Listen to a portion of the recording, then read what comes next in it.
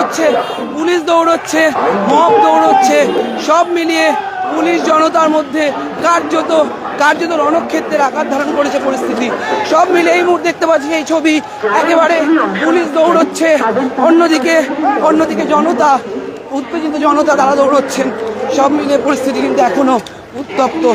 MG road চত্বরে নবান্ন অভিযানকে কেন্দ্র করে কার্যত রণক্ষেত্রের আকার ধারণ করেছে পরিস্থিতি।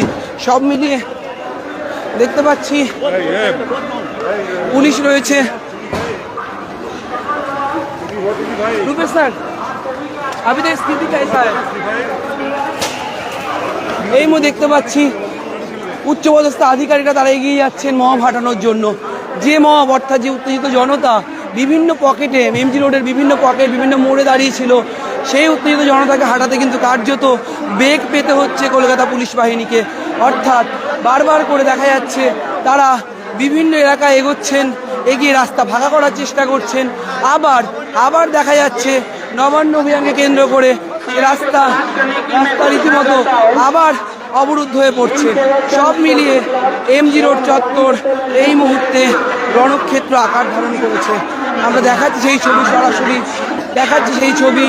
নবান্ন অভিযানকে কেন্দ্র করে এই মুহূর্তে একদিকে যেমন অ্যানাউন্স চলছে, অন্যদিকে বিরাট পুলিশ বাহিনী এগিয়ে চলেছে মবকে হটিয়ে দেওয়ার জন্য।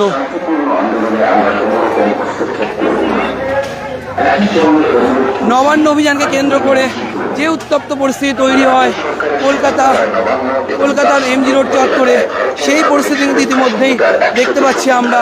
এখনো কার্যত সেই পরিস্থিতি রয়েছে।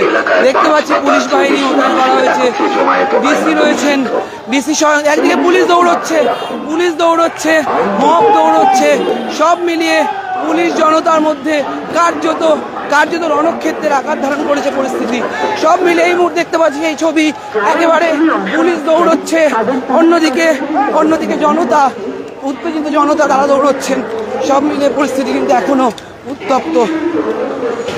আরেকবার জানিয়ে রাখি আপনাদের, পশ্চিমবঙ্গ ছাত্র সমাজ নামক একটি সংগঠনের তরফ থেকে যে কর্মসূচি নেওয়া হয়, নবান্ন অভিযানের কর্মসূচি, সেই কর্মসূচিকে কেন্দ্র করে প্রথমত উত্তপ্ত হয় হাওড়া ব্রিজ চত্বর।